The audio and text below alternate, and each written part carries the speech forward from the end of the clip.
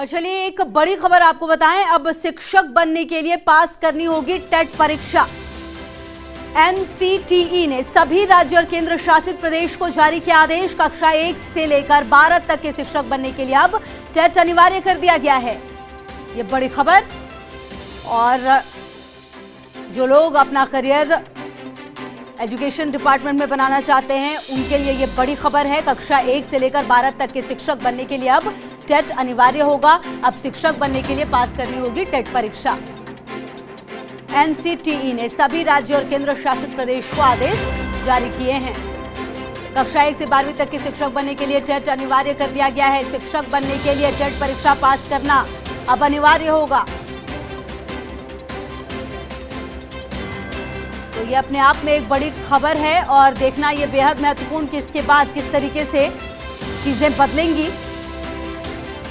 क्योंकि कहीं ना कहीं पहले ये अनिवार्यता नहीं थी, लेकिन इसको अनिवार्य किया गया है। कक्षा 1 से लेकर 12 तक के शिक्षक बनने के लिए टेट अनिवार्य। अब शिक्षक अगर आप बनना चाहते तो उसके लिए आपको टेट की परीक्षा उत्तीर्ण करनी होगी, पास करनी होगी।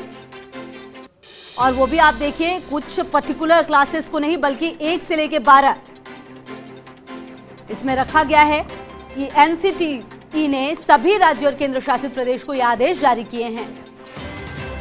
और भारत दीक्षित हमारे सहयोगी, ज्यादा जानकारी के लिए इसी खबर पर हमारे साथ। भारत, ये बड़ी खबर आ रही है, किस तरीके से अब चीजें बदल जाएंगी इसके बाद?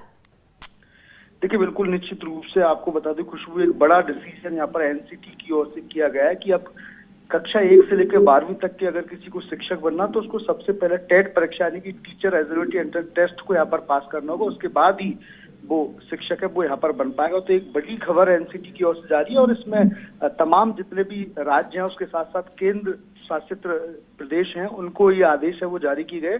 इसके बाद निश्चित रूप से अब शिक्षा मंत्री गोविंद सिंह डोटासरा है और वो इसको आदेश को लेकर वर्कआउट है वो यहाँ पर करते हुए नजर आएंगे। और काफी इफेक्टिव ये चीज होगी क्योंकि रीट भर्ती परीक्षा की तैयारी है वो यहाँ पर चल रही है, उसकी डेट भी यहाँ पर फाइनल हो गई है। ऐसे में अब एनसीटी की ओर से एक नई गाइडलाइंस आई है जिसमें से टेट परीक्षा उत्तीर्ण करना बेहद अनिवार्य है टीचरों को लेगा।